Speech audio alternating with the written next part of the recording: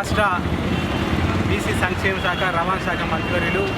గౌరవనీయులు పొన్నం ప్రభాకర్ గౌడ్ గారి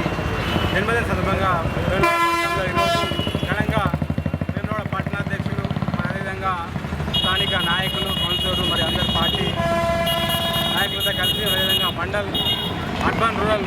అధ్యక్షులతో పాటు అందరూ కలిసి ఘనంగా వారి యొక్క జన్మదిన సందర్భంగా ఈరోజు వేములవాడ పట్టణంలో కేక్ కట్ చేసి వారి యొక్క పుట్టినరోజు పండుగను జరుపుకోవడం జరుగుతుంది. మరి పొన్నం ప్రభాకర్ గారు గతంలో లోక్సభలో మరి తెలంగాణ ఉద్యమం ఉపయోగిస్తున్న సందర్భంలో మరి ఉద్యమంలో ఆ రోజు లోక్సభలో పేపర్ స్ప్రేకు కూడా భయపడకుండా మరి ఆ రోజు 4 దర్వాలు బంధించినా కూడా ఆ రోజు పేపర్ స్ప్రే బంధించకుండా తెలంగాణ కోసం తెలంగాణ గొంతు వినిపించిన ఏకైక వ్యక్తి మన పొన్నం ప్రభాకర్ గారు. మరి వారి నాయకత్వంలో ఆ రోజు తెలంగాణ ఉద్యమంలో వారు పాటుపడడం అదేవిధంగా తెలంగాణ రావడం మరి తెలంగాణ వచ్చిన తర్వాత 10 సంవత్సరాల పాటు వచ్చిన తెలంగాణను